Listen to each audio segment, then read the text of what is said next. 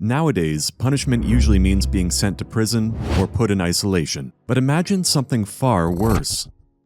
Instead of sitting in a cell, you're forced to endure a slow, ritualized nightmare designed to destroy your body, your pride, and your soul.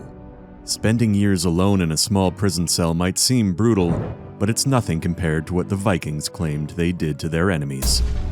According to legend, the Vikings had a punishment so scary that just hearing about it could make even the toughest warriors turn pale. They called it the Blood Eagle. Imagine this. You're a warrior, a noble, maybe even a king. Then, out of nowhere, everything changes. Defeated, captured, your power ripped away, your honor shattered, your dignity crushed. The Vikings don't kill you in battle. No, they keep you alive. They bind your hands and feet so tightly that no matter how hard you struggle, you can't escape what's coming. And the moment it hits you that you're not going to die quickly, but instead, you're going to suffer. Really suffer. You're shoved to the ground, face down, your chest pressing into the cold earth, and that's when the ritual begins. The ritual that would later explode in popularity thanks to shows like Vikings and The Last Kingdom, where it's shown as something that the Norse actually did. But historians have been arguing about it for decades, because the Blood Eagle might be one of the most terrifying myths ever written into medieval history.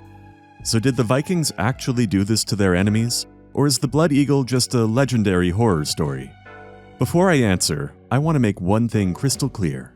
What I'm about to describe is not for the faint of heart.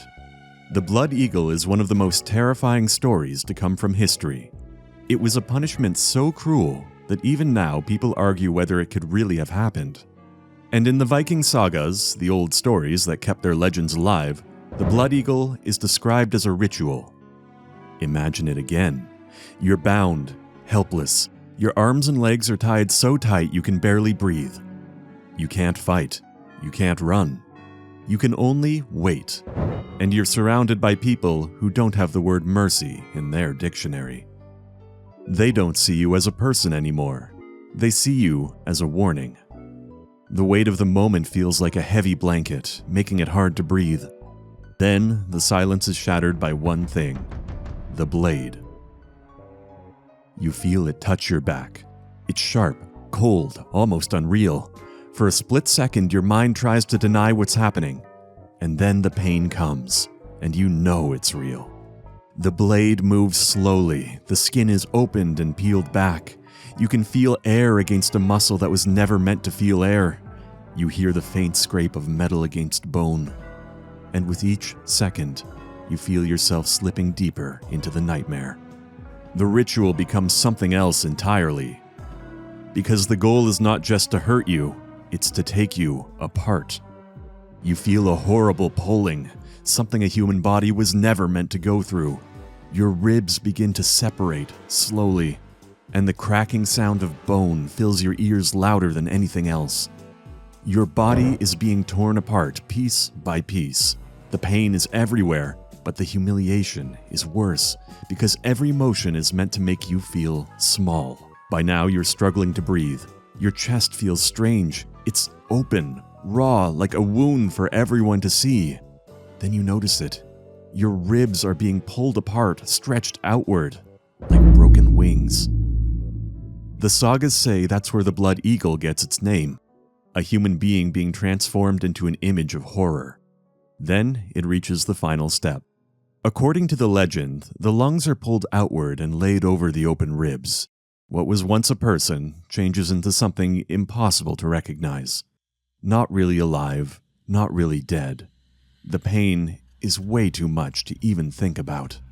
And the people standing above you, they don't look away. They don't flinch. They watch. Not with mercy, but with power. Because what was once a person is now a message. A message so terrifying it will be whispered for generations. And that's the Saga version of the Blood Eagle. The story that still creeps through Viking history like a shadow. But here's the problem. A story isn't the same thing as evidence. So if this ritual was real, where did it actually come from? The Blood Eagle doesn't show up all over Viking records. Instead, it only appears in a few sources. Most of them are Old Norse sagas and poems that were written down long after the Viking Age was over, and that time gap matters. Many of these texts were written 200 to 400 years after the events they claim to describe. That's the difference between writing about World War II today and writing about it in the year 2400. By then, memory becomes myth, and myth becomes propaganda. Even worse, many of the sagas were written down by Christian authors living in a world that had already turned against paganism. And if you wanted to make the Old Norse look like demons, you couldn't invent a better image than this. And the language itself, it's not clean, it's not clinical, it's cryptic, poetic, sometimes maddeningly vague. Skaldic poetry, especially, doesn't describe things like a history book. It speaks in riddles, metaphors. So when the poems mention an eagle, what do they actually mean? A literal ritual or a poetic way of saying someone was killed so brutally that carrion birds fed on the body? Because in Viking culture, the eagle was a symbol of death, of corpses on a battlefield, of flesh left behind. And this is where historians start to disagree.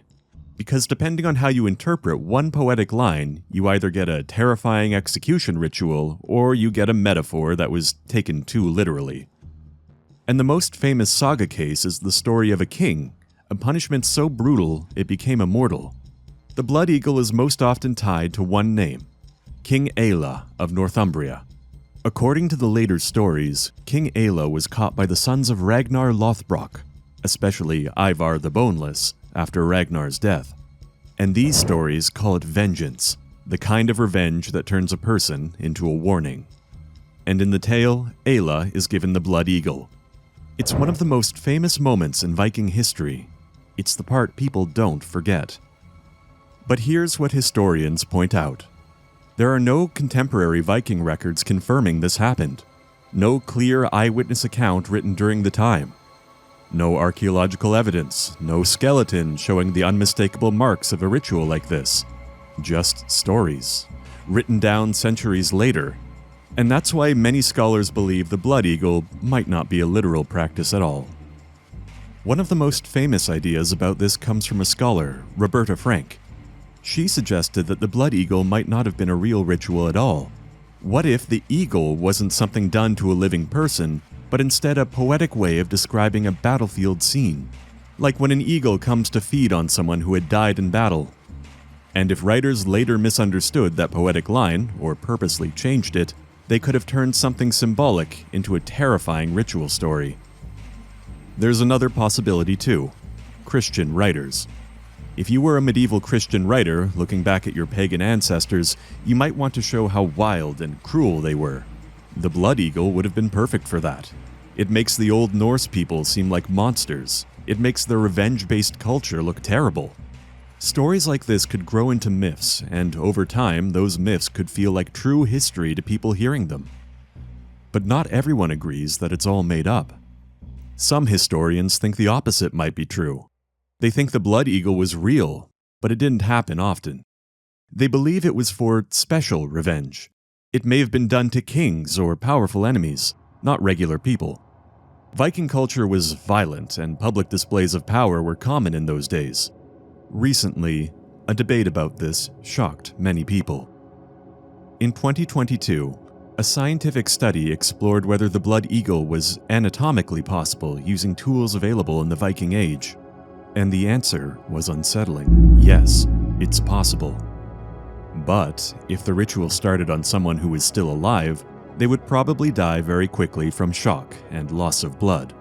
This means the later parts, such as the wings, the lungs, the entire dramatic display, were most likely done on a dead body. And that brings up a scary thought. Maybe the blood eagle wasn't performed exactly as the sagas describe, but maybe there was a real execution, and then a ritualized display afterward. The stories grow more monstrous over time, and that's where the debate stands today. Some scholars believe the blood eagle was never real. They think it might be a metaphor or even an exaggeration added by Christians to make the Vikings seem more savage, but others believe it could have happened. They argue it was a rare act of revenge used by Viking elites to send a powerful message. And maybe that's the scariest part. Because even if the Blood Eagle never actually happened, the Vikings still won in a way. They created a story so terrifying that it's lasted for over 1,000 years. Whether it was real or not, it worked. So, did the Vikings really do the Blood Eagle?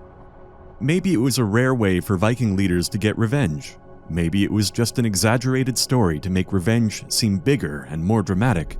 Or maybe it was completely made up. But one thing is clear.